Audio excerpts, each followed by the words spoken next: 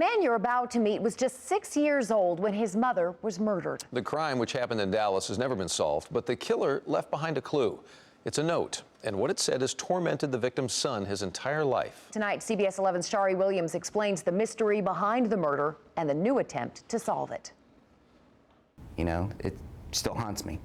DeQuinn Montgomery has had to chart his own path in life. You don't know what death is at 6 years old. He's learned to go it alone after his mother was violently taken away. It's like all of a sudden she's gone. His mother, Carolyn Montgomery, worked at an upscale North Dallas country club. She and her son lived in a nicely kept 2-bedroom apartment just off Northwest Highway at what was then called the Sherwood Forest Apartments. What memories do you have of your mother?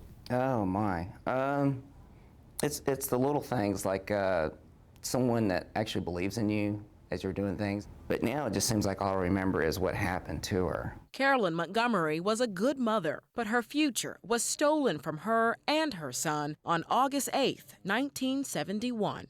So she comes home late at night, sits down in her apartment. Her 6-year-old son is asleep in the back bedroom. Lieutenant David Pughs oversees homicide cases for the Dallas Police Department. What we don't know is at some point somebody comes into the apartment. And that person stabbed Carolyn Montgomery, leaving her to die on the floor of her own living room. We believe that the knives that inflicted the injuries to Miss Montgomery were just regular kitchen knives, probably removed from her kitchen. The stab wounds covered her body. It makes you believe that there was something very personal going on in the mind of the killer. It all happened while little DeQuinn was sound asleep in the back room. Before leaving, the killer took the time to cover Montgomery's body with a blanket. When DeQuinn woke up the next morning, he thought his mom was asleep. Well, the neighbor came over and she just screamed, you know, and she just grabbed me, and I just remember holding me so tight.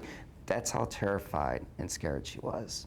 You had the larger knife that was actually embedded in her throat, and the smaller knife was still embedded in her abdomen area. But there's something else police noticed right away at the crime scene, something especially strange. The killer intentionally left something behind. It's a clue that has baffled police for more than 40 years.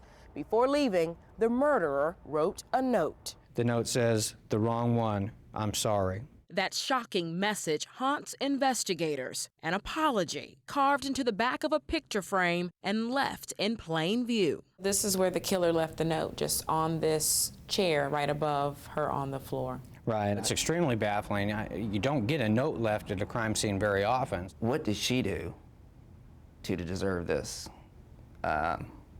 What type of person? It sounds like a monster for sure.